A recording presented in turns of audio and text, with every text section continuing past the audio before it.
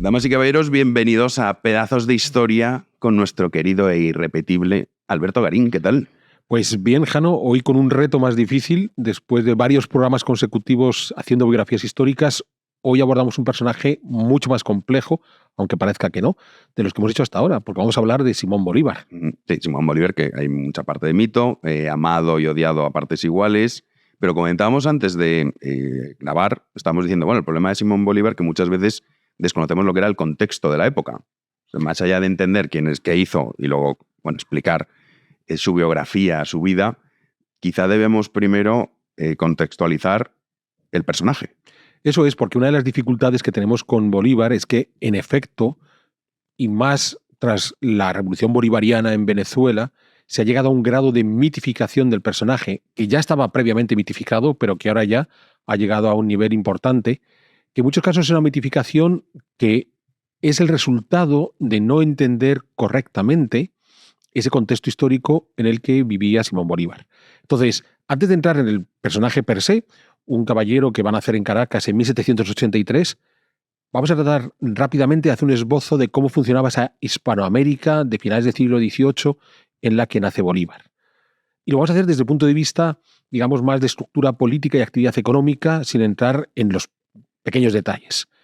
Después de la conquista de Hispanoamérica a lo largo del siglo XVI, vamos a entrar en un larguísimo periodo de paz, y esto es muy interesante pensando en las llamadas guerras de independencia, porque estamos en un territorio donde, entre comillas, no hay hábito militar.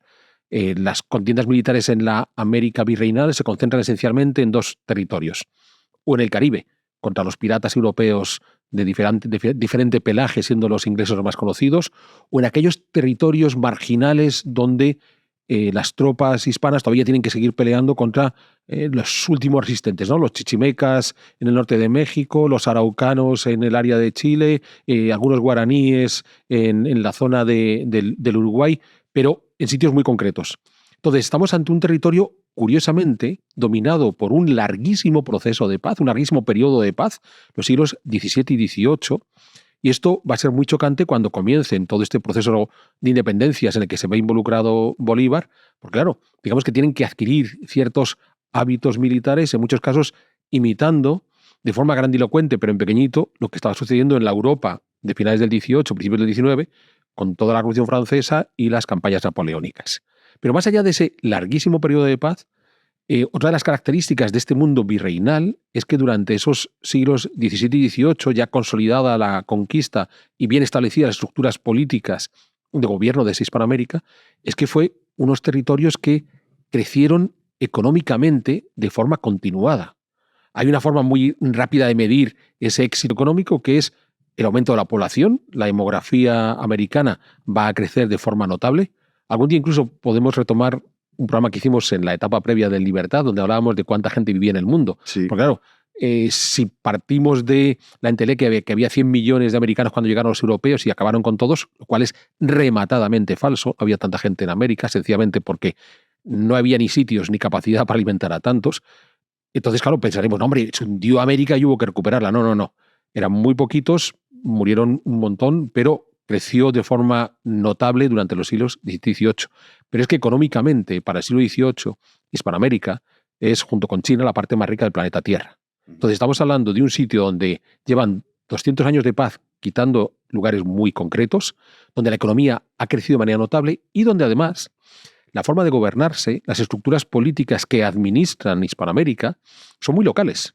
Es una cosa que nos choca porque nos han enseñado siempre, primero hay dos virreinatos, Nueva España y el Perú, luego se incorporan en el siglo XVIII dos más, el de Nueva Granada y el de La Plata, pero esto es la estructura, digamos, superior, que es la que miran desde el Consejo de Indias en Madrid, pero que en el día a día, en el gobierno del día a día de Hispanoamérica intervenía poco. Esencialmente tenía que cumplir dos misiones fundamentales: el control de ciertos monopolios, fundamentalmente el de la plata, la extracción de plata.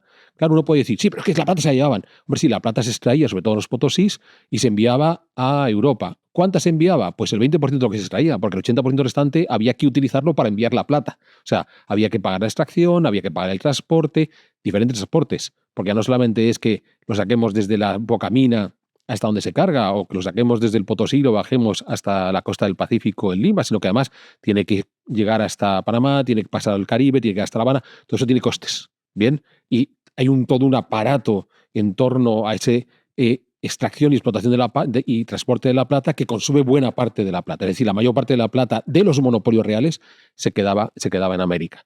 Pero más allá de que el virrey controle esos monopolios y esa limitada actividad militar, sobre todo en la cuestión del Caribe, el día a día de la administración política del mundo hispanoamericano dependía de los cabildos, dependía de los poderes municipales.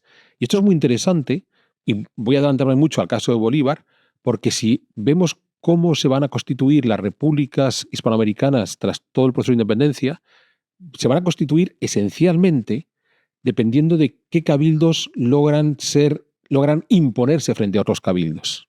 Ejemplos rápidos. En el caso de Ecuador, es un país, pudo haber sido dos, porque hay dos cabildos importantes, Guayaquil y Quito. Quito logra imponerse sobre Guayaquil. El caso de Chile. En el caso de Chile hay dos cabildos importantes, Santiago y Concepción. Santiago se impone sobre Concepción. El caso de Argentina. El caso de Argentina todavía más complejo porque hay un cabildo importante que es Buenos Aires, pero hay otros muchos cabildos. Mendoza, Córdoba y demás. Buenos Aires se impone tras un largo periodo de guerra civil sobre los otros cabildos. En el caso de Centroamérica, pues el cabildo más importante, que es el de la Nueva Guatemala, no se impuso sobre los otros cabildos, sobre el de San Salvador, sobre el de León, sobre el de Comayagua. Por eso hay un montón de pequeñas repúblicas en Centroamérica. Porque cuando hay un cabildo poderoso que se impone a los otros, unificar el país. Claro, al final lo vamos a ver con Bolívar. Bolívar aspiraba a que el Virreinato de Nueva Granada se convirtiera en la Gran Colombia, integrado por lo que hoy serían Ecuador, Colombia, Panamá y Venezuela. ¿Por qué no funciona? Porque los cabildos al interior del virreinato pelean entre ellos. Caracas contra Bogotá, Bogotá contra Quito, ya digo, y Quito, que podía haber perdido el territorio de Guayaquil, logró imponerse sobre Guayaquil. Bien, con este rápido repaso lo que quiero decir es que todo el discurso que nos van a contar para justificar, que no explicar, el proceso de independencia es falso. No son países pobres, no son países que vivan bajo el yugo del monarca en España, son países que tienen un nivel de autonomía espectacular, ¿bien? Y no son países en los que tengamos una tradición militar que justifique las acciones militares que vamos a ver durante el proceso de independencia. Ese es el punto de partida en el que van a arrancar no solo Simón Bolívar, sino muchos de los otros próceres de la independencia. E incluso voy a un detalle final. Uno de los grandes argumentos que se van a utilizar es que los poderes más importantes de este mundo virreinal, los virreyes, capitanes federales y obispos, eran todos españoles peninsulares. Es decir, a los españoles nacidos en América, los criollos, no se les daba la posibilidad de llegar a esa parte superior de la estructura política.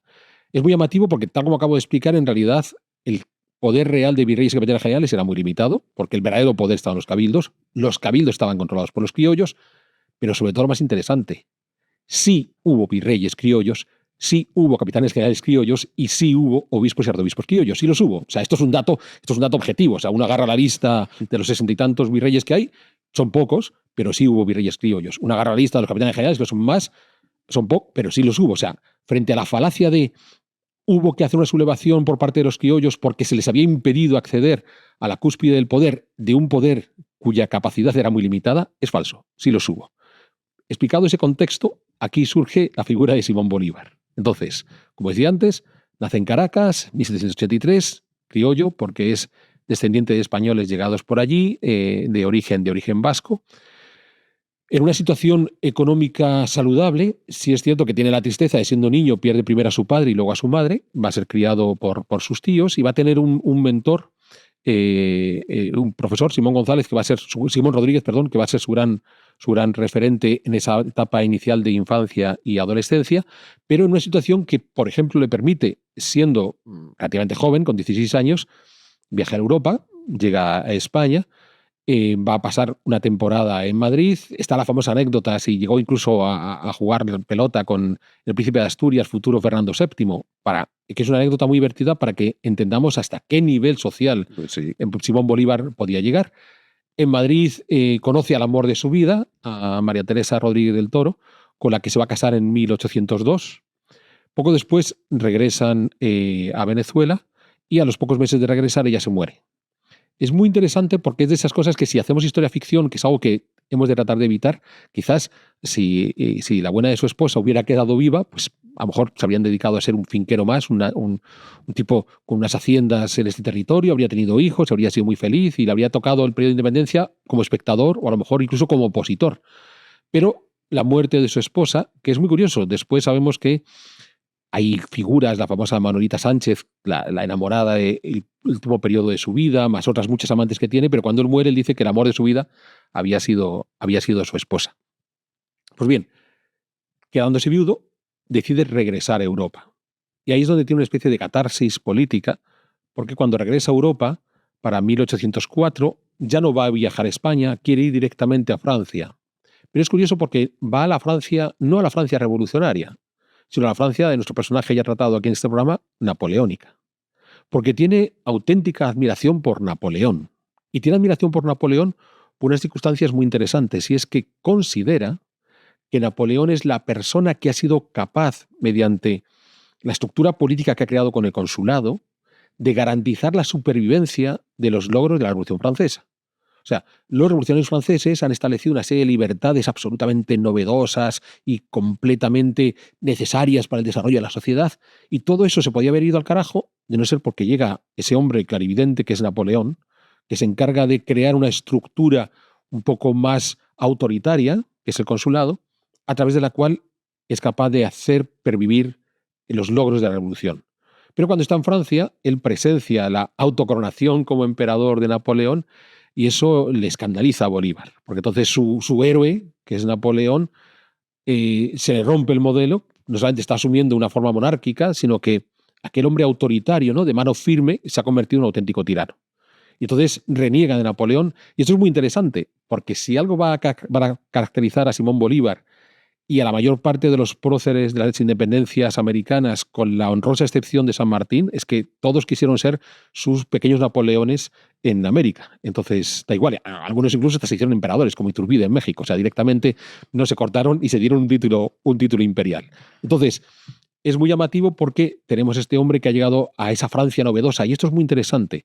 Él considera que lo que se estaba haciendo en Francia era lo que realmente necesitaba Hispanoamérica. Solo si se imitaba, se trasladaba todo ese modelo de nueva legislación, de nuevas estructuras políticas, desde el mundo francés al mundo hispanoamericano, Hispanoamérica iba a salir adelante. Aquí voy a hacer un salto en el tiempo para que entendamos el error que cometen la mayor parte de estos próceres en ese salto que quieren hacer desde Francia hacia Hispanoamérica, y es que no fueron capaces de entender que ya existía una cultura de gobierno en el mundo hispanoamericano que podía, digamos, haber evolucionado de manera natural. O sea, había una serie de contrapoderes que evitaban el autoritarismo, había una forma de generar ciertas autonomías, ciertas libertades en la tradición hispana, que van a hacer tabla rasa los próceres de la independencia, como habían hecho los revolucionarios franceses en Francia. Entonces, es lo mismo que cuando, tras la guerra de Irak, decidimos que la mejor forma de hacer progresar al mundo próximo oriental, mayoritariamente árabe, era trasladar todos los modelos de la democracia liberal. Entonces hoy es muy divertido porque hoy todos los Emiratos del Golfo, Qatar, Bahrein, Kuwait, los propios Emiratos Árabes, tienen toda la estructura política de las democracias liberales. Tienen elecciones, tienen parlamentos, tienen tribunales supremos, tienen primeros ministros, tienen... Claro, lo divertido está en que el primer ministro es un señor que ha puesto ministro de Agricultura a su primo, y de ministro de Cultura a su hermano, y de ministro de Industria a un sobrino. Entonces, han trasladado el modelo de los clanes previamente, le han puesto las etiquetas que venían de la democracia liberal, y entonces estamos todos orgullosos de decir, mira, parecen democracias liberales, hacen exactamente lo que no hemos dicho que tienen que hacer, y claro, ellos dirán, oye, pues aparte que hemos cambiado la etiqueta, seguimos igual que estábamos antes de la guerra del Golfo. Eso es lo que no entendieron los próceres de independencia. Consideraron que por importar todas esas etiquetas iban a ser una especie de bálsamo de Fierabras que iba a curarlo todo. Y no, es uno de los orígenes de ese error. Y eso es algo que vive el propio Bolívar en su experiencia francesa. Además, insisto, la experiencia francesa ya con la revolución consumada con Napoleón en el poder. Bueno, está con Napoleón, se escandaliza, decide marcharse, viaja a Italia con los colegas que están allí paseando, la famosa proclama en el Monte Sacro de Roma de yo me encargaré de liberar la totalidad de Hispanoamérica de la tiranía de Carlos IV, regresa a su Venezuela, y cuando regresa es cierto que están todos los reuniones, en todos los conciliabulos donde pueden estar hablando de qué hacemos con esto, pero no ocurre realmente nada. Y no ocurre realmente nada porque hemos de recordar que el proceso de las independencias se pone en marcha no en 1806, cuando Bolívar está volviendo a América, sino a partir de 1808, cuando en la península ibérica hay un problema político con las abdicaciones de Bayona. Entonces, los ejércitos de Napoleón, camino de Portugal, se han asentado en España. En ese asentarse en España, lo que han conseguido es que Carlos IV primero abdicara a Fernando VII, pero luego Napoleón hace reabdicar a Fernando VII en Carlos IV, Carlos IV a Napoleón, Napoleón a José I. Entonces se desestructura la monarquía legítima española, se establecen una serie de juntas de gobierno que tratan de recuperar la auténtica legitimidad que consideran que no está encarnada en la figura de José I. En el mundo americano también se ponen en marcha estas juntas de gobierno reclamando la legitimidad auténtica de Fernando VII como el verdadero rey frente a José I. Entonces, todos estos líderes que buscaban la independencia deciden aprovechar esas estructuras nuevas de poder, que son estas juntas, para a partir de ahí poder abrir la posibilidad de provocar la independencia. El caso de Bolívar es muy interesante porque Bolívar en 1810 va a volver a Europa, va a viajar a Inglaterra. En Inglaterra se va a reunir con el precursor, con Francisco de Miranda, otro venezolano que había estado clamando en el desierto de forma solitaria desde hacía un montón de años sobre la necesaria independencia de Hispanoamérica. Es curioso porque hoy Francisco de Miranda lo tenemos como el precursor porque al final Hispanoamérica se independizó. Si no hubiera sido así, pues Francisco de Miranda sería un tipo anecdótico que tenía unas ideas exóticas allí en su exilio en Londres. Pero lo llamativo está en que para viajar a Londres, dado que estamos en un momento en el que ese gobierno legítimo último que queda en España, en Cádiz, está siendo protegido por los ingleses, Simón Bolívar puede acudir a Londres diciendo que él va a buscar ayuda para defender, en este caso, el territorio de Venezuela de cualquier injerencia napoleónica a favor del que era el legítimo rey, que es Fernando VII. Se reúne con Miranda y a partir de ahí van a regresar. Es cuando se monta la primera república en Venezuela, el primer conato de independencia venezolana, con Miranda a la cabeza. Este primer conato se va a ir al carajo a los pocos meses. Para 1812 ya se ha hundido, las tropas realistas pueden retomar el poder. Y aquí está la famosa traición de Bolívar a Miranda, porque, claro, la cabeza visible de esta primera república fue Francisco de Miranda. Cuando las autoridades españolas buscan a Francisco de Miranda, lo atrapan, entre otras cosas, porque Bolívar, junto a otro grupo de los cabecillas del proceso independentista, le han pedido a Miranda que se tome un tiempo antes de marcharse y le han vendido. O sea, Bolívar vendió a Miranda. Entonces a Miranda le echan mano y a cambio a Bolívar le permiten que se exilie sin irse a prisión, que es cuando se marcha a la isla de Curazao. Entonces, bueno, ya tenemos a un personaje que en un momento dado, si el contexto político lo exige, pues vendo a mi mejor amigo. Con todo, lo que va a hacer a partir de ese exilio es que va a viajar hacia la actual Colombia, donde también se ha puesto en marcha otro proceso independentista, y desde ahí, en 1813, va a reunir un ejército de unos 3.000 miembros. Con todo hay que ser muy cuidadoso con el número, porque es posible que aparte de soldados, pues podía estar la esposa del soldado, el hijo del soldado, el criado del soldado, o sea que son en torno a 3.000, pero no todos tienen necesariamente por qué ser militares. En la famosa campaña Admirable, y aquí entramos en esta grandilocuencia de los términos en el mundo hispanoamericano, que vamos a seguir utilizándolos porque se han quedado ya en la historiografía, pero que hay que ser cuidadosos, porque ellos van a cruzar los Andes que separan la parte de Colombia de la parte de Venezuela, van a lograr llegar hasta Venezuela y van a lograr reimplantar una nueva república. ¿Por qué digo que hay que ser cuidadoso? Es cierto que en algún momento mover esas tropas, esos 3.000 personas por algunos pasos de los Andes pueden ser realmente complicados. En algún momento creo que llega a cruzar algún puerto que puede estar a 5.000 metros de altura, lo cual para nuestros estándares uno dice, ostras, qué tremendo, sí, pero es que el altiplano americano está a 2.000 metros. O sea, no es que esté subiendo de 0 a 5.000, está subiendo de 2.000 a 5.000, con lo cual viene a ser un poquito más que cuando Napoleón tiene que hacer pasar sus tropas por los Alpes en sus campañas en Italia. Solo que Napoleón movía 80.000 tíos y Bolívar mueve 3.000. Pero en ese reflejo que tienen del mundo napoleónico quieren hacer napoleonadas, ¿vale? Esto también se verá muy bien en todo ese juego que tienen de que todos son mariscales y generales y este tipo de cosas. Y es muy simpático porque en algunas de las batallas pues llegan a entrar en combate 3.000 hombres, como por ejemplo esta, y resulta que están dirigidos por un mariscal y 3 generales. Claro, 3.000 hombres en un ejército son una división, entonces tendrás un general y el de Estado Mayor y ya está. Pero no tienes un mariscal y 3 generales. Ahí sobran generales, ¿bien? Pero bueno, de nuevo, son las napoleonadas propias de los próceres de la independencia americana. En la campaña Admirable, consigue entrar, como digo, de vuelta en Venezuela, establece una república, hay una resistencia por parte de los ejércitos realistas, aparece un personaje muy interesante que es Boves, un tipo de origen asturiano que se enfrenta abiertamente a Bolívar. Es cuando Bolívar declara la guerra a muerte. Y por eso yo decía al principio la importancia de entender que en el contexto histórico hispanoamericano habían vivido un largo periodo de paz que desembocó en un proceso independentista que llegó a ser tremendamente sangriento. Porque en la guerra a muerte, Bolívar llega a declarar la necesidad de exterminar directamente cualquier soldado español.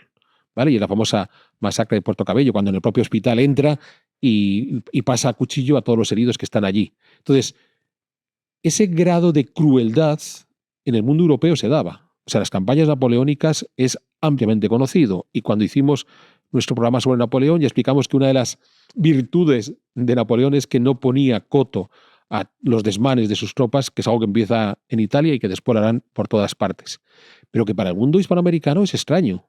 Porque claro, hemos pasado de un sitio donde prácticamente no ha habido nada, en ninguna acción militar de grandes dimensiones durante 200 años, a masacro al enemigo que está enfermo. Es una cosa que uno dice, bien. Entonces, claro, ¿por qué?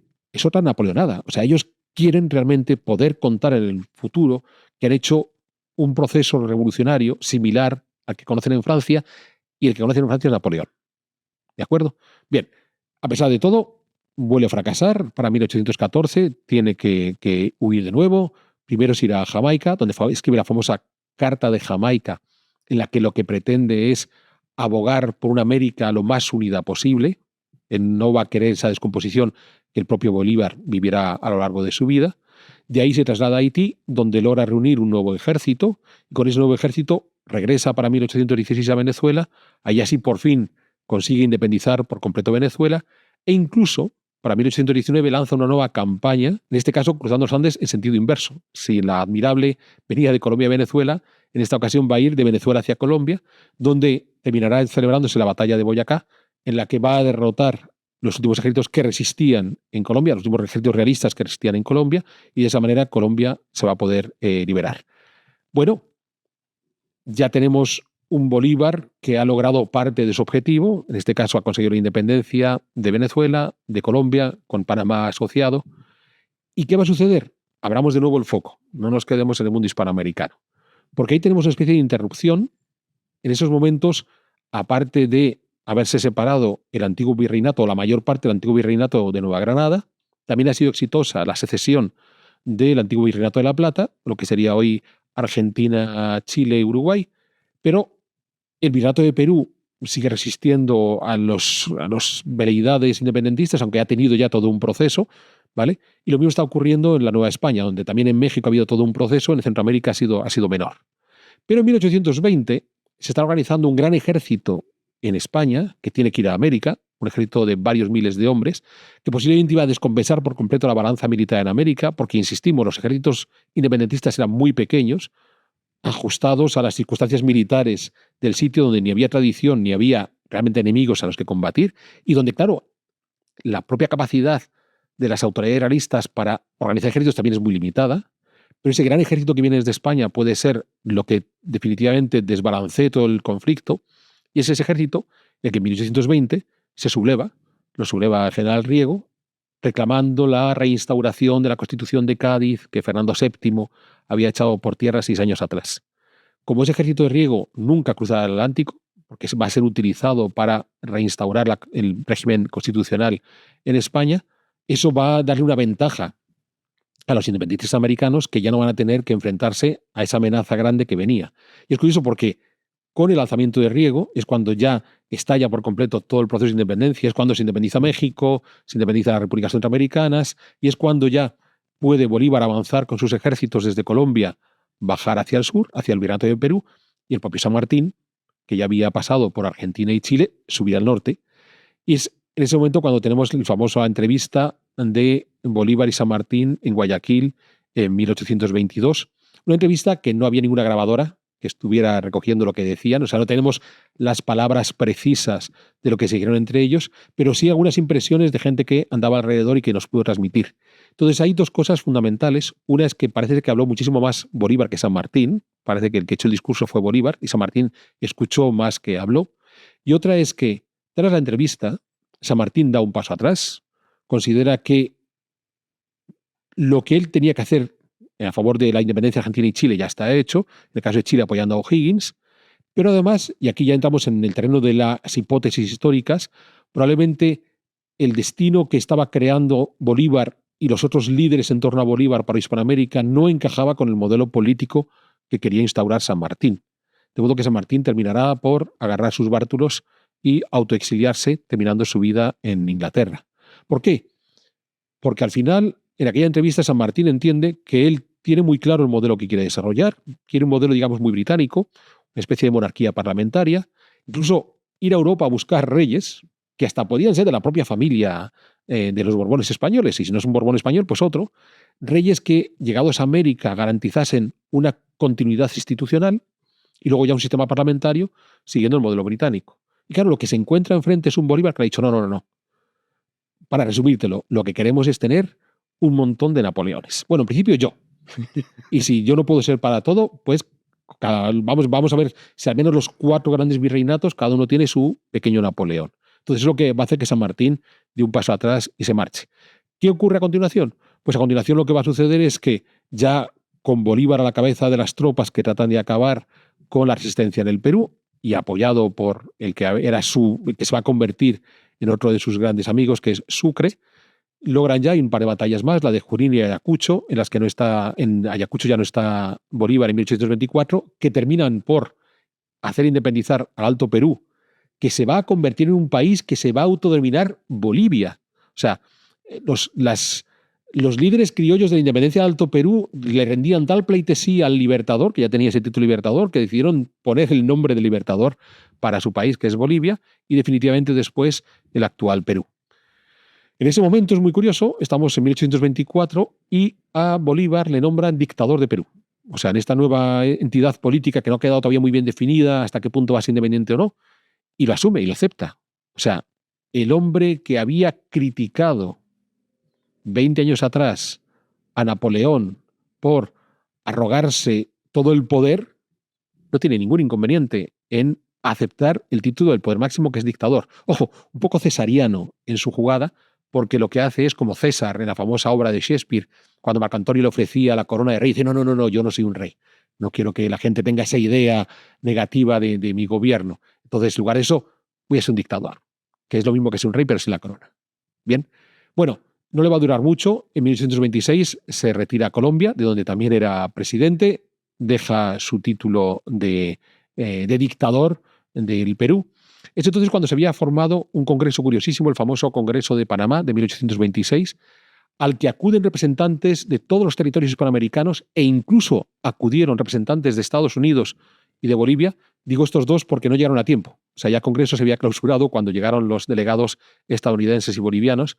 Un Congreso en el que lo que pretendía Bolívar era desarrollar aquel mundo teórico que tenía en su cabeza de la Carta de Jamaica, una América unida, ¿vale? Lo más unida posible. Lo que va a descubrir ahí es que no va a ser así. Que lo que va a suceder es que, lo que yo contaba al principio, dado que el poder real en Hispanoamérica estaba en manos de los cabildos, lo que vamos a tener a partir de 1826, incluso desde un poquito antes, es en cada territorio una guerra civil entre las diferentes autoridades municipales, hasta que o bien no logren reunirse entre ellas, como el caso centroamericano, o bien un cabildo se imponga sobre los demás.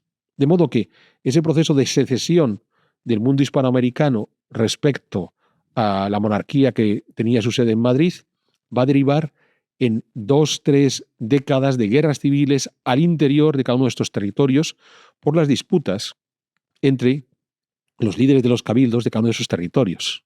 Esto no fue una independencia de los americanos quitándose encima a los españoles. Esto fue una independencia propiciada por los españoles, los criollos españoles, que habían gobernado de manera prácticamente autónoma desde hacía 200 años en sus cabildos, queriendo ser los dueños absolutos de cada uno de sus territorios. Bolívar fue consciente de que todo ese proyecto político que tenía en mente se le había ido al carajo. Entonces, desde 1826 hasta que termina sus días en 1830, a lo que asiste es, primero, a que se lo quieren quitar de encima, porque sus antiguos compadres En algún momento hasta se lo quieren eliminar físicamente. Hay un intento de asesinato en donde su amante Manolita él consigue evitar que lo maten, ¿vale? Pero es que llega un instante en el que se da cuenta que o se exilia o lo matan, porque él ya es un estorbo. Es el último referente que queda o el penúltimo referente que queda de aquella idea más universalista de una América unida. A Sucre lo van a asesinar en 1830. Es una noticia que va a marcar mucho a Bolívar. Es ahí donde se da cuenta que, bueno, si yo sigo aquí, mi destino es el de Sucre, me van a asesinar. De modo que va a pasar sus últimos días en Santa Marta, un puerto desde el que la idea era tomar un barco y en algún momento partir ya de Colombia, porque está en Colombia, y de esa manera irse al exilio.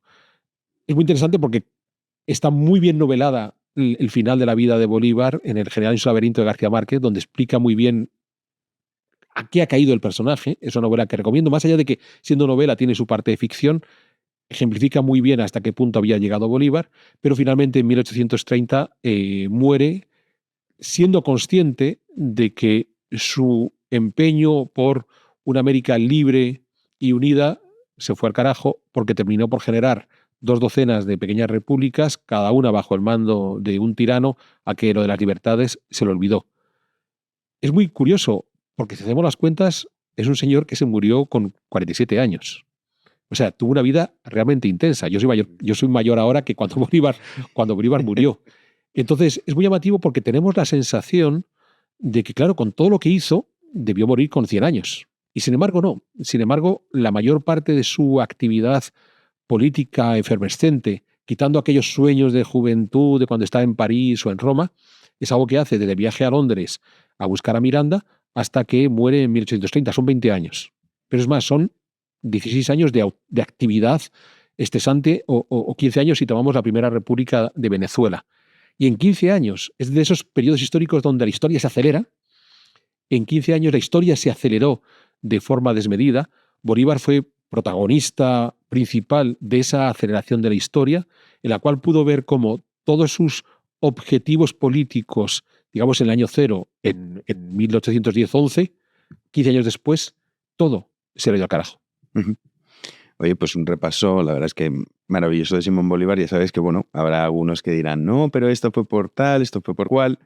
Las críticas son inevitables, querido Alberto. Bueno, aquí habrá problemas, por ejemplo, hay uno muy divertido. Yo me estuve leyendo unas últimas biografías que publicaron sobre el Bolívar niño que salía a la calle y conocía a la gente pobre y humilde y es donde toma conciencia social. Y dices, Eso es un clásico, ¿eh? O sea, eso suele pasar mucho. Es muy bonito que me cuentas, pero no hay fuentes históricas que lo avalen, ni una sola. O sea, no hay, más allá de los mitógrafos posteriores que han querido añadir esos capítulos, no tenemos ninguna documentación. Y eso que Bolívar escribió mucho. O sea, no es que sea un tipo ágrafo que nunca contó. No. Él contó muchas cosas y eso, por ejemplo, nunca lo contó. Pero forma parte del mito. Claro, habrá quien diga, no, pero es que era necesario liberar y ser tremendamente cruel con los españoles en la guerra a muerte por la larga explotación. A ver, que he empezado explicando que en 1800 la parte más rica del planeta Tierra era Hispanoamérica y China. Entonces, joder, qué mal explotaron si lograron que Hispanoamérica fuera muy rica. Es posible que en el futuro hagamos un pedazo de historia dedicado a la Revolución Industrial, donde yo defiendo la teoría de que la Revolución Industrial es exitosa en Inglaterra porque tiene el mercado hispanoamericano. Si los hispanoamericanos no hubieran comprado el producto industrial inglés, los ingleses no hacen la Revolución Industrial. Bien, entonces, ya digo, podrán ir dando muchos argumentos, pero por eso he querido abrir mucho el contexto. Explicamos esto, ¿vale? No, es que los reyes de España eran tremendamente autoritarios en América, imponiendo cualquier cosa a través de sus virreyes. Los virreyes no pintaban nada. Nada. O sea, es muy simpático porque en el momento que los cabildos municipales le cerraban el grifo al virrey, el virrey se la imaginaba y decía, bueno, pero que vosotros digáis, o sea, no me voy a pelear con vosotros, ¿vale? Entonces, sí que es necesario hacer ese contexto, abrir ese contexto para no quedarnos en el mito que a la larga ni favorece a Bolívar para entender la figura, ni nos ayuda a entender la historia en la que vivió Bolívar. Pues ya sabes que esto sí que ayuda a ciertos gobernantes populistas que les gusta mucho reescribir la historia. Sí, hombre, es muy simpático porque a pobre Bolívar me lo sacan a patadas de Venezuela y el pobre hombre está ahí en Santa Marta a punto de tomar un barco para exiliarse y 2 siglos después anduvieron con su cadáver de acá para allá a ver dónde lo colocaban. Sí, así es. La historia es la que es, pero ya sabemos, queridos amigos, que en la actualidad muchas veces se intenta reescribir para adaptarla a ciertos mensajes y ciertas ideas. Pues nada, Alberto, yo como siempre un lujo asistir a estas clases magistrales en directo y yo ya me voy. Bueno, ya te dejo tranquilo. La principal dificultad está en que, claro, Hanovey me dice, ¿por qué no hacemos un programa sobre Bolívar? Y uno piensa, bueno, sí, yo tengo estudiado Bolívar, incluso en un momento dado leí muchísimo la biografía sobre Bolívar, pero ustedes no crean que Jano, que está aquí, parece que en silencio es un espectador pasivo. No, no, no. Cuando me lanza estas ideas, no me lanza la pregunta de hablemos sobre Bolívar, sino me da todo un recetario y quiero entender esto y quiero que me expliques esto y quiero. Entonces, claro, esto no es una cosa sencilla. Bueno, yo llego aquí, me siento. Doy fe, eso es verdad. No, no, no. Lo que dice Alberto es verdad, sí. Es un jefe terriblemente exigente. No, eso es bien, es verdad. Al revés. Bueno, yo me marcho y te dejo con la segunda parte del programa y a ustedes ya les volveré a ver en otra futura ocasión. Cuando Alberto me reclame, aquí estoy a su servicio. Soy yo el que está a su servicio. Gracias, Alberto. Gracias a ti, Jano. Pues vamos a continuar en Pedazos de Historia y lo vamos a hacer en compañía de alguien que ya ha estado con nosotros hace unos meses, José Sotochica, probablemente uno de los historiadores más destacados que tenemos en la actualidad sobre el mundo medieval y sobre todo sobre Alta Edad Media. Como decía, ya nos acompañó hace meses hablando de su libro previo, el que escribió sobre Leovigildo, rey de los visigodos, rey de Hispania. Pero hoy lo vamos a hacer con una novela histórica que se titula Egilona. Quizás este nombre de repente no les diga mucho, pero vamos a descubrir hoy en nuestra charla con Sotochica a este interesantísimo personaje que fue la última reina de este reino hispanogodo, esposa de Rodrigo, aquel que fue derrotado por los ejércitos musulmanes y que se casaría después con quien había de ejercer como uno de los primeros gobernadores de Al-Ándalus. De modo que, de alguna manera, fue la última reina de los visigodos y la primera de los musulmanes. Como digo, es una novela y nos puede parecer que aproximarnos a este periodo histórico tan interesante en torno a una serie de acontecimientos de todos conocidos, más allá de todos los matices que podamos dar, en torno a esa batalla inicial que durante años nos contaron que estaba en en Guadalete, y que Sotochica nos va a explicar ahora, y en la novela lo hace porque no es Guadalete, hasta la de Covadonga, que también aparece en esta novela, pues en ese periodo fascinante es donde surge esta novela. Es una novela, por tanto, tiene el atractivo de ser una obra literaria, muy bien narrada, una auténtica novela de aventuras, muy fácil de leer precisamente porque te engancha desde la primera página en esa novela de aventuras, pero porque este periodo histórico fue realmente aventuresco, y después tiene todo un marco histórico que es el que vamos a empezar a hablar ahora con nuestro invitado maravilloso, el doctor Sotochica. Pues, José, encantado de tenerte de nuevo en Pedazos de Historia. Y encantado de estar aquí contigo y con todos tus seguidores. Pues bueno, ¿por qué escribir una novela sobre Egilona? Pues Egilona me la encontré yo cuando estaba con la labor de investigación para los visigodos, hijos de un dios furioso. La conocía, pero lo que me llamó la atención fue la entrada de la crónica mozárabe para el año 716. Porque en esa entrada es de destacar que se la llama reina de Hispania. No había reino, no había rey, había muerto Rodrigo 5 años antes, pero sí había reina. Es decir, para ese cronista que escribía en 754, Egilona en 716 seguía siendo la reina de Hispania. Y claro, se me quedó ahí en la recámara, entre comillas, ¿no? Había otros trabajos más urgentes, pero yo ya quería saber más de Egilona. Cuando acudí pues, a los diccionarios biográficos habituales, me encontré con que no solo es que no se supiera de Egilona, sino que la Egilona que nos querían vender era una Egilona totalmente inventada. Podréis ver, por ejemplo, el año de su nacimiento, a qué familia o linaje pertenecía. Nada de eso está en las fuentes primarias. Todo procede de leyendas y de fuentes muy, muy, muy posteriores, siglos y siglos posteriores. Y ahí surgió la segunda cuestión. ¿Por qué se empeñaron en cubrir de leyendas, o sea, en olvidar a la verdadera Egilona? Y me di cuenta de que como historiador solo iba a tener un camino, porque los materiales eran tan escasos que la senda que yo tendría que recorrer iba a ser la de la novela. Una novela donde yo he querido volcar todo mi trabajo como investigador, como especialista en el periodo, pero que necesariamente para rescatar una figura tan literaria como la de Egilona, pues iba a necesitar pues, las herramientas del novelista. Aquí es muy curioso porque, lo hemos hablado antes de empezar a grabar, podemos distinguir 3 capas en tu novela. Hay una capa más literaria, donde digamos que muestras a los personajes, te metes en el alma de estos personajes.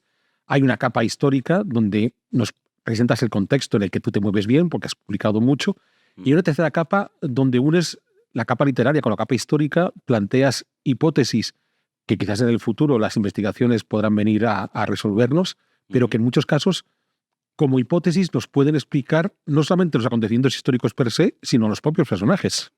Sí, y me encanta que hagas esa apreciación de las 3 capas, porque cuando me lo has dicho me he quedado sorprendido de esa capacidad de análisis, porque es cierto, en esta novela hay 3 capas, efectivamente. Hay una capa muy literaria de análisis psicológico.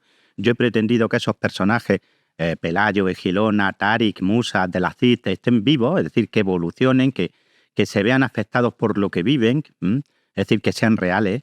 Pero también he pretendido como historiador volcar en la novela todo lo que yo he aprendido en estos años de proyectos de investigación, de trabajo, sobre el periodo, ¿no? Sobre un periodo tan debatido, tan sumamente complejo como es el de la conquista musulmana de la Hispania visigoda, ¿no? Y es un terreno donde la hipótesis, tú lo sabes bien, pues tiene mucha presencia, mucho más que la certeza, ¿no? De manera que yo he querido meter en la novela las hipótesis, las últimas hipótesis que manejamos, los últimos resultados en investigación que tenemos entre las manos, de manera que el lector, entre comillas, no solo tenga una novela histórica o una novela de aventuras, que a mí me encanta esa definición, porque no hay mayor aventura que la de la historia, y esta aventura en concreto, esta historia, es especialmente trepidante, ¿no? La de la conquista, ¿no? Pero quiero que además el lector tenga, entre comillas, lo último de lo último en cuanto a resultados de investigación, que luego, como tú bien dices, las hipótesis se podrán ver confirmadas o serán desechadas, no lo sé, porque eso ya será a futuro, ¿no? Incluso posteriores generaciones a la nuestra. Pero lo cierto es que yo he tratado de afinar mucho, es decir, las soluciones que están en la novela son las soluciones que yo hubiera adoptado si hubiera escrito un ensayo sobre la conquista. Es decir, el historiador ha estado presente, no solo el novelista, y ha sido el historiador quien ha decidido, digamos, los nudos narrativos que tiene la novela, los ha decidido el historiador, no el novelista. Bien, para que nuestros espectadores entiendan esto, lo primero, ya lo hemos contado previamente, está ampliamente publicado, la batalla inicial. No fue en el Guadalete, y aquí explicas muy bien dónde ocurre, cómo ocurre. Recuérdanoslo. Sí, efectivamente. Ya sabéis, o ya sabes, que durante años hemos estado trabajando en ese proyecto de investigación que continúa, que se incorporan nuevas figuras, entre comillas, ¿no? Y sin comillas, porque se incorpora, por ejemplo, David Gallego con su equipo, ¿no? Gente que, si hay alguien que sabe de campos de batalla medievales en España, es David Gallego y su equipo, ¿no? Se incorporan a nuestro proyecto de investigación, ¿no? En el que hemos tratado de dilucidar dónde se dio realmente esa mal llamada, porque de eso sí que no hay duda ya, ¿eh? La batalla no fue en Guadalete bajo ninguna circunstancia. Fue en el término municipal de Tarifa, en la zona limítrofe con Algeciras, y nosotros queremos haber identificado el lugar exacto.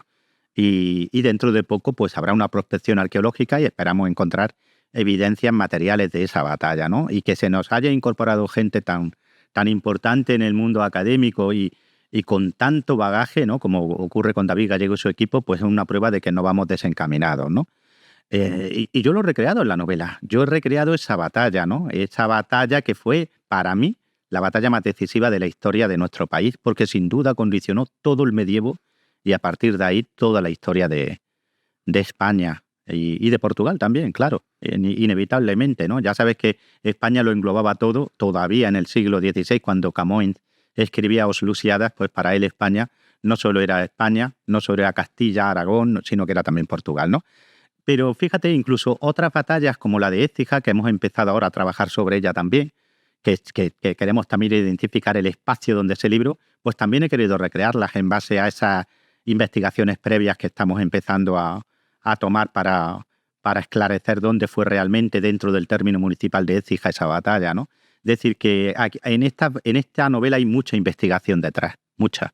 Bien, esto vamos a empezar a aclararlo, por tanto, la batalla inicial no fue la de Guadalete, sabemos que no fue, estamos en el término municipal de Tarifa, quizás habrá que rebautizarla como la batalla de la Janda o de los Montes Traductinos. Nuestro personaje, Egilona, lo haces participar, forma parte de la creación literaria.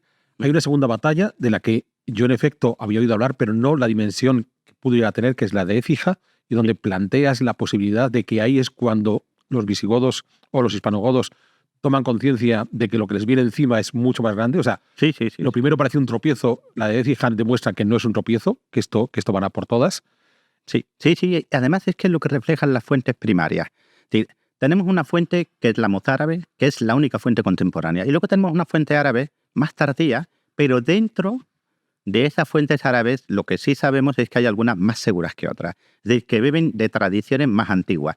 Y tanto el Hakam como el Abdaj Mahmúa, como el Fat al-Andalus, o como incluso al-Makari, que escribe mucho tiempo después, pero que cuando cita expresamente autores de los siglos X y XI, pues digamos que puede darle más credibilidad, ¿no? Todos ellos coinciden en que la gran batalla, la más dura, no fue la que se libró con Rodrigo, sino la que se libra en Écija, ¿no? De hecho, hay una frase que a mí me gusta mucho de una de estas fuentes árabes que dice que en Écija los musulmanes lucharon por su vida, ¿no? Y es lógico que así sea, porque la primera batalla es una batalla que se solventa mediante la traición, donde el cálculo político estuvo presente, donde los opositores a Rodrigo, que había tomado el poder ilegalmente, y eso lo deja claro la fuente contemporánea, jugaron su baza política en el pensamiento, en la creencia, y esto también lo explicitan las fuentes árabes, de que los musulmanes se retirarían. Es decir, que después del botín, después de hacer cautivos, después del saqueo, aquello se quedaría en una algarada más. Pero no se quedó en una algarada más, ¿no? En Écija ya eran conscientes de que se estaban jugando el reino y por eso creo yo que la batalla fue infinitamente más dura. Y bien, y a partir de ahí, ya digo, siempre con el hilo conductor del protagonista que es Egilona, vamos incorporando otros personajes históricos más conocidos del público. Por supuesto, a Rodrigo ya lo hemos sacado del juego porque ha muerto en la batalla de los Montes Traductinos, Sí. pero vamos a encontrarnos con Pelayo, del que conocíamos ciertos elementos de que había sido parte de, digamos, esa guardia del rey. Y entonces, claro, nos insertas a Pelayo y es cierto que volvemos a entrar en el terreno de la creación literaria, pero con la lógica de decir, bueno, este señor, ¿por qué de repente se pone tan testarudo de decidir refugiarse en el norte y desde allí ofrecer resistencia? Sí, para mí Pelayo es fundamental en esta novela, porque Pelayo y Egilona son las dos caras de la moneda de lo que realmente vivieron aquellas personas, ¿no? ¿Qué vivieron? Vivieron una conquista en toda regla. Una conquista es violenta. Una conquista necesariamente se basa en que el invasor va a imponer unas condiciones, y unas condiciones que no suelen ser ni gratas ni en la mayoría de las veces admisibles, ¿no? Ante la derrota militar cabían dos opciones. La que toma Egilona, claramente, ¿no? La Egilona real, que es la de buscar algún tipo de compromiso, de acuerdo, de que la élite goda pueda tener su lugar dentro del nuevo orden. Es lo mismo que Teodomiro, el famoso Tukmir de las fuentes árabes, ¿no? Que aparece en la crónica mozárabe y aparece en el famoso documento del pacto de Tukmir, ¿no? Es un hombre que combate duramente a los árabes, pero que al final llega a un acuerdo. De hecho, la inmensa mayor parte de la élite goda se amoldó, llegó a acuerdos con los conquistadores, ¿no? Pero hay una pequeña parte que no. Hay una pequeña parte como Pelayo que optan por una resistencia a ultranza, aunque eso signifique renunciar a todos sus privilegios. Porque esto es algo que hay que destacar. Pelayo es un hombre que pertenece a la alta nobleza. Es un hombre que hubiera sido para él mucho mejor, personalmente hablando, haber seguido el camino de Teodomiro o de Egilona. Y sin embargo opta por convertirse pues, en un perseguido, en un guerrillero, diríamos hoy, tener una mala vida en un lugar deplorable, como podían ser las montañas de Asturias, y opta por esa resistencia a ultranza, ¿no? Y eso solo se puede explicar por una convicción y un deseo de resistencia a toda costa, ¿no? Y para mí es tan válido uno como otro, ¿eh? Es decir, me parece que Egilona tuvo una opción realista, que lo que trata es de salvar todo lo que se pueda del desastre, y Pelayo es también, para mí, muy loable, porque lo que intenta es, por encima de todo, mantener el compromiso con lo que habían sido y con lo que querían seguir haciendo, siendo. Por eso cuando se habla de reconquista, y se habla muy alegremente de reconquista, ¿no? Y se quiere ese término desechar, que antes lo comentábamos, ¿no? A micrófono cerrado. Yo siempre digo lo mismo. Ellos creían, los astures, por ejemplo, ¿no? Creían que estaban reconquistando. No me importa que un señor del siglo XXI lo crea o no crea. Lo que me importa es que los señores del siglo VIII y del IX lo creyeron. Y cuando en la crónica albeldense o en la rotense, estamos hablando del año 883, se habla de esto, se habla en esos términos, en términos que podríamos nosotros denominar de reconquista. Y para mí eso es más importante, me importa eso más, que ahora en el siglo XXI especulemos sobre si era o no era reconquista. Para ellos lo fue. ¿Propaganda política? Sí, pero del siglo VIII, IX. Bueno, aquí entramos en uno de los elementos más interesantes de no solo de tu novela, sino de toda tu producción historiográfica y literaria, esa capacidad que tienes para meterte en el alma de los protagonistas históricos. Lo hablábamos ya cuando repasamos tu libro de Leovigildo, Sí. lo tenemos aquí en estos personajes. De momento estamos en el bando, entre comillas, cristiano. Vamos a pasar después al musulmán, porque en efecto, tal como estás explicando, tienes las dos alternativas, los que son capaces de entender la necesidad de acoplarse al nuevo régimen, que es Egilona, y el que se opone, que es Pelayo. Pero claro, si hay algo fascinante en la novela es cómo haces el retrato psicológico de los personajes para entender las razones. O sea, tú no tomas partido, sencillamente te colocas cual psicólogo a tratar de explicarnos por qué estas dos personas optan, que además se conocen entre ellos, optan cada uno por una situación diferente. Sí, para mí es lo mejor de la novela, sinceramente, Alberto. Es decir, yo he tratado de retratar una época, retratar a los personajes que la condicionaron, ¿no? Es decir, yo no juzgo, yo presento alternativas. Es decir, ¿por qué Tarik en un momento dado opta por enfrentarse a su señor, a su patrona, Musa? ¿Por qué Musa castiga de esa forma tan excesiva, ¿no? Que tampoco era políticamente, digamos, deseable, ¿no? Si hubiera hecho un cálculo frío, ¿no? A Tarik, ¿no? ¿Por qué el califa los llama? ¿Por qué Gilona opta por casarse con un hombre que había combatido y dado muerte a su propio esposo, ¿no? A Rodrigo, ¿no? ¿Por qué Pelayo opta por dejar todo como miembro de la alta nobleza y tirarse literalmente al monte, ¿no? Son preguntas que yo trato de responder porque trato de ponerme en la piel de esas personas.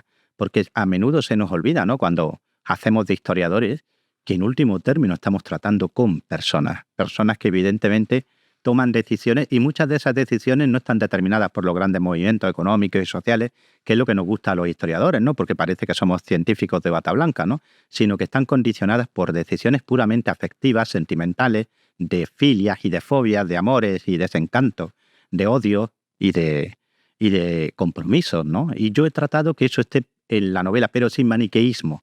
He tratado de que esté de forma real, ¿no? Porque ahora es muy fácil decidir desde el sillón de tu casa, delante del ordenador, pero yo he tratado de ponerme en el contexto, y en el contexto decidir bien o decidir mal podía implicar perder la cabeza, y perder la cabeza es muy desagradable.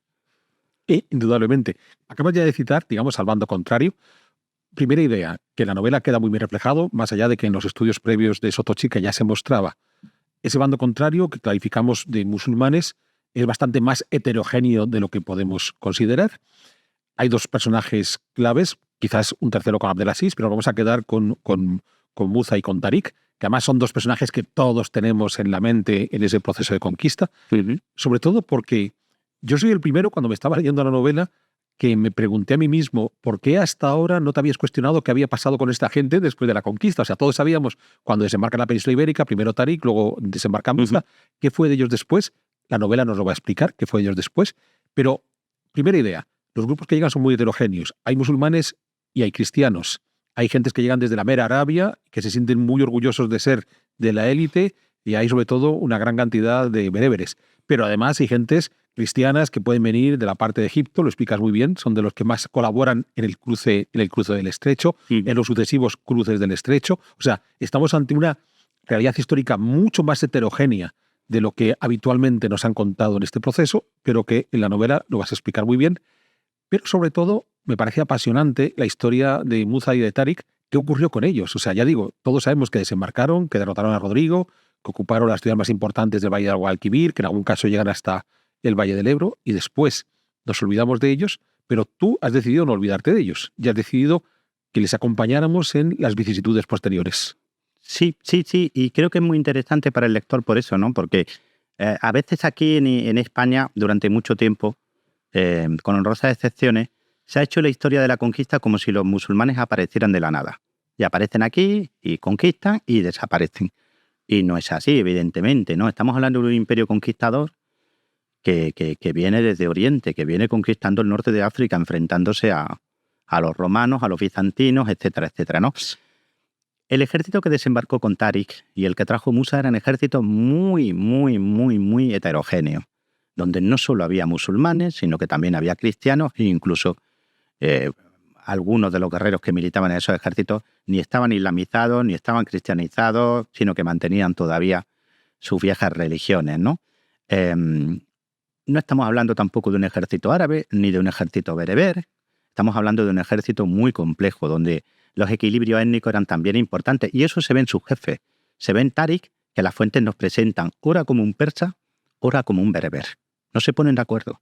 Y otro tanto ocurre con el pasado que tiene Musa tras de sí, que era hijo de un árabe cristiano, capturado en Irak, en una de las algaradas de Jalid, la espada de Dios, etc. Es decir, gente que tiene un pasado detrás muy complejo y que tuvo por delante también un futuro todavía más complejo. Porque si hay algo apasionante en la historia de la conquista de la península, de la Hispania visigoda, es precisamente que estos dos conquistadores, el cliente y el patrón, van a sostener una disputa que al final se va a resolver literalmente a los pies del trono del califa, ¿no? Y yo quería contar esa historia porque me parece muy interesante y porque refleja también muy bien lo heterogéneo de la conquista. Es decir, los conquistadores no formaban un bloque, ni lo formaban en lo personal, ni lo formaban en lo racial, ni lo formaban en lo religioso, ¿no? Y yo he querido que eso esté presente en la novela. Es decir, que el lector sea consciente que ese ejército del califato omeya ni se les puede llamar musulmanes al completo, ni se les puede llamar árabes, ni se les puede llamar bereberes, ni se les puede llamar señores, ni se les puede llamar siervos, sino que eran,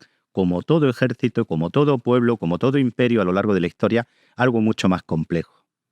Claro, esto además nos lleva a otra dimensión que solemos olvidar en el momento de la conquista islámica de la península ibérica, y es que no es un hecho aislado, sino que está conectado en un mundo mediterráneo más complejo, que tú muestras muy bien, porque tenemos a un califa en Damasco, con su situación, sus avatares políticos y personales, su propia salud, sus empeños por acabar con el Imperio Bizantino conquistando Constantinopla. Al mismo tiempo tiene otras tropas que se están moviendo por el muy lejano Oriente, estas que seguimos en la novela que se están moviendo por el lejano Occidente. Y claro, frente, ya digo, a esa visión muy aislada que nos suelen dar de este periodo, tú eres capaz de decir, señores, eso está ocurriendo en un contexto mucho más amplio que hemos de tratar de entender, porque no es un hecho aislado. Sí, es que el contexto es muy importante y yo siempre ha sido una de las críticas que he hecho, y lo he hablado, por ejemplo, mucho con Yoyo Balbás, que tiene la misma idea que yo, sobre la historia de la conquista musulmana de Hispania, ¿no? Es decir, la descontextualizamos y no hay que descontextualizarla. Un dato curioso que aparece también reflejado en la novela. Cuando fracasa el gran ataque a Constantinopla de 718, el califa tiene serias dudas sobre si mantener o no la conquista de Al-Ándalus, de Hispania. La derrota ha sido tan pavorosa, el desastre naval ha sido tan inmenso, que el califa sopesa si vale la pena mantener una conquista tan lejana, necesitada de recursos navales y militares tan costosos como era la Hispania visigoda, ¿no? Fijaros, algo que ocurrió en Constantinopla estuvo a punto de cambiar el destino de la Hispania medieval.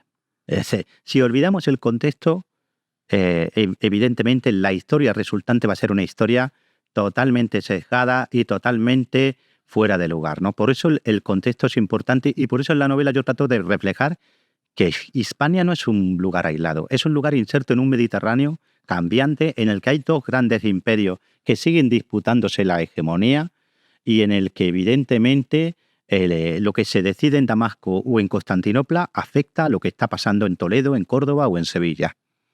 Bien, y esto nos llevaría ya al corazón de la novela, que es Egilona.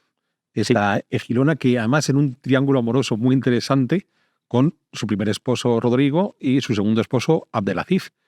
Algo que de nuevo sorprende en la lectura es que uno de los recursos que utiliza Sotochica es que al principio de cada capítulo inserta textos históricos a partir de los cuales poder desarrollar el capítulo. Tú decías al principio, nos han inventado la figura de Egilona y sin embargo hay mucha más información de la que podíamos imaginar sobre esta reina que nos vas colocando y que nos sorprende. O sea, ¿por qué hasta ahora nadie había hecho ese ejercicio de no solamente recapitulación de las fuentes en torno a Egilona, sino de reflexión sobre la figura misma? Pues porque ya en su momento, ya en vida de Egilona tuvo que ser una mujer muy, muy contestada por unos y por otros. Fíjate que para los cristianos va a ser el prototipo de traidora. ¿Cómo es posible que la reina, que ha visto caer a su esposo en batalla, que ha visto cómo se derrumba el reino, se case con el hijo del conquistador, con Atalasiste, el hijo de Musa. ¿Cómo es posible? Imagínate en la mentalidad de aquellos que optaron por la resistencia a ultranza, como Pelayo y los suyos, cómo debía de verse a Egilona, ¿no? Y en el bando contrario, entre comillas, ¿no? Es decir, en el mundo nuevo que ha surgido, en ese Al-Ándalus primario que está dando sus primeros pasos, ¿cómo se visualizaría Egilona, ¿no? Esa mujer fatal que arrastra a su esposo, a su segundo esposo, Adalacid, al-Balí, lo arrastra a la traición contra el califa. E incluso se sospecha o se murmura que no solo a la traición política, sino a la religiosa, que lo va a convertir al cristianismo. Es decir, es una mujer pecadora, ¿no? Es decir, eso determinó que Egilona se convirtiera evidentemente en el objeto del odio y del rencor de cristianos y de musulmanes, ¿no? Y eso explica por qué las leyendas son tan cuantiosas y la historia es tan parca, ¿no? Y también, en cierta manera, determina por qué la historiografía, desde el siglo XIX en adelante, no se ha ocupado mucho de Egilona y se haya preocupado por cuestiones secundarias sobre si Egilona, por el comienzo, por la raíz de su nombre, pertenecería o no a la familia de Égica, no sé qué, cosas que yo creo que no se sustentan, pero bueno, que para mí son secundarias, ¿no? Para mí lo importante es el papel político. Y evidentemente la crónica mozárabe le da un papel político. Ella es no solo la esposa del Balí, sino que es una mujer que tiene un criterio político. Y ese criterio político es que Hispania, aunque sea bajo dominio de los conquistadores, sea un reino independiente del califa de Damasco. Para mí esa es la clave de todo. Ella no ha renunciado a su papel político y eso me lleva a pensar, que es lo que aparece en la novela, que Egilona no solo fue una mujer que fue la esposa de dos grandes hombres, sino que fue una mujer que tenía, entre comillas, un proyecto político propio. Y ese proyecto político era Hispania. Y por eso siempre se la recordó como reina de Hispania, aunque ya no hubiera reino, aunque ya no hubiera rey. Es curioso porque a la larga es lo que terminó por ocurrir. A la larga la península ibérica se separó del califato. Sí, exacto. Pocas décadas después. Sí. O sea, que la visión política de Egilona no estaba tan alejada de lo que podía terminar por pasar. En cierta manera, y me parece estupendo que lo apuntes, es una precursora. Es una precursora incluso de otra mujer, ¿eh? Porque hay una mujer que es nieta de Bitiza, que es la famosa Sara la Goda, que va a viajar a Damasco en reivindicación de sus derechos que procedían de la traición de sus antepasados a Rodrigo en la gran batalla, ¿no?, de la que antes hablábamos, y que se va a convertir luego en una suerte de consejera, y sin suerte, en una consejera de Abderramán I, ¿no? Y en una mujer que va a estar detrás del establecimiento de un emirato independiente, ¿no? Es decir, que en cierta manera Egilona es una precursora, está anticipando en 716 lo que realmente ocurriría en 756. Entonces, ¿esto significa que tu próxima novela va a ser sobre Sara la Goda? Ya. Oye, pues no es mal personaje, Sara la Goda, porque era una mujer también con iniciativa, cuando sus tíos intentan privarla, pues no tienen mayor problema en armar una nave en Sevilla y en cruzar el Mediterráneo y plantarse delante del califa y ganárselo para su causa, No sería mala opción, pero ahora mismo estoy con Egilona, centrado en Egilona porque creo que no solo Egilona, porque esta es una novela muy coral. Egilona quizás sea el centro, pero no es, digamos, que el leitmotiv absoluto de la novela, ¿no? Pero yo creo que es una época que da para muchos personajes, para muchos personajes de novela y que ha sido muy poco transitada por los novelistas. Bueno, pareciera que estamos desmenuzando toda la novela y solo nos hemos movido por la superficie y tal como está diciendo ahora José, hay también personajes más literarios. Hay dos personajes femeninos más allá de Egilona, un Hakim y Salma, de las que no vamos a contar nada porque invitamos al lector a que las descubra, y probablemente de los personajes más interesantes, obviamente siendo los más literarios, es donde Sotochica tuvo, digamos, entre comillas, mayor libertad para crear a esos personajes. Pero si ya de partida el periodo histórico es muy atractivo, si se convierte en una novela de aventuras realmente apasionante, ya con estos dos personajes femeninos, un Hakim y Salma, la novela queda redonda.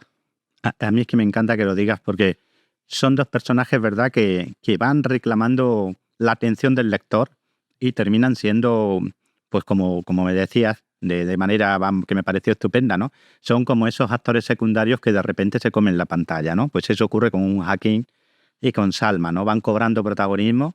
Hakim, yo estoy muy contento con ella. Para mí es un personaje muy, muy especial. Siendo un personaje histórico, apenas si sabemos nada de ella, con lo cual yo como novelista me he sentido muy libre y creo que es un personaje que también esconde mucho de mí mismo, porque es alguien que renace de sus cenizas y para renacer de tus cenizas necesitas tener un propósito, ¿no? Y yo creo que esa es la clave de un Hakim, que tiene un propósito claro en su vida, ¿no? Y creo que para el lector van a ser dos personajes que lo van a enamorar, ¿no? Para mí es de lo mejor que tiene la novela, la evolución de estos personajes secundarios que resultan no ser tan secundarios. Pues bueno, José, muchísimas gracias por acompañarnos en Pedazos de Historia. De nuevo, aquí tenemos Egilona, publicada por Espasa. Es muy fácil encontrarlo en cualquier librería. Esto se va a vender como pan caliente. Y recordar una de las frases que nos ha compartido José a lo largo de esta charla. El historiador no juzga, explica el pasado. Y explica el pasado tratando de entender a las personas del pasado. Por supuesto que esas personas obedecen a un espacio geográfico, unos contextos económicos, políticos y demás, pero al final son personas. Todos los historiadores que no son capaces de explicar personas no están haciendo una buena historia. Y hasta aquí, una vez más, muchas gracias por acompañarnos en esta nueva edición de Pedazos de Historia. Muchas gracias, Alberto. Un abrazo.